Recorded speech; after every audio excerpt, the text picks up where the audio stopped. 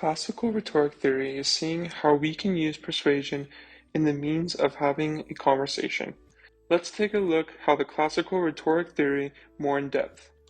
The original theorists of classical rhetorical theory are the ancient Greek philosophers Aristotle and Plato.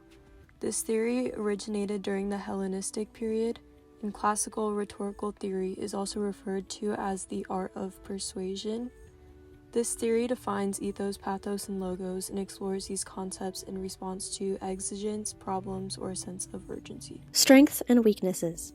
Rhetoric can be used in everyday life. It helps to produce and evaluate effective messages, persuade others, resolve conflicts, and reach a particular audience. However, it becomes possible to overlook different interpretations of a message because of how focused someone can be on the rhetoric. The term rhetoric itself can be used to describe the misleading language someone uses in an agenda which may aim to be untrustworthy. Classical rhetorical theory can mainly be applied to the work of public relations, and that's because this type of work has a lot to do with determining who an audience is and how best to reach them. For example, in this quote that I have included from the article Made by a Human Like You or Me, Back to the Greek Classics to Further Develop the Rhetorical Paradigm of Public Relations by Scott Davidson, it says, "The rhetorical paradigm can be used to evoke a highly optimistic advocacy of rhetorical public relations that produces discourse to seek truth and establish priority values which enable communities to make principled decisions that advance the interests of the entire community rather than a single interest."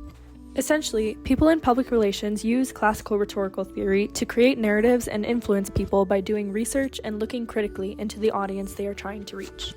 Imagine a parent saying to its child, "If you don't finish your homework, you'll never succeed in life."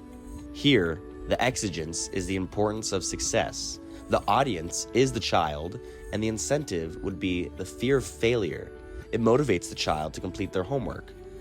While an extreme example, you can see how the parent in this scenario used these elements to persuade the child to, in the future, prioritize their homework. This shows how rhetorical theories can be applied in everyday communication to influence attitudes and behavior. For our study, we are observing 10 politicians, 5 Republican candidates, and 5 Democratic candidates. What each politician uses to convince their voters that they have their best interests is ethos, pathos, and logos. Ethos, they use a persuasive technique that appeals to their credibility. Pathos, which is to connect with their audience on an emotional level, and finally, logos, which presents statistics and logical facts to support their claims.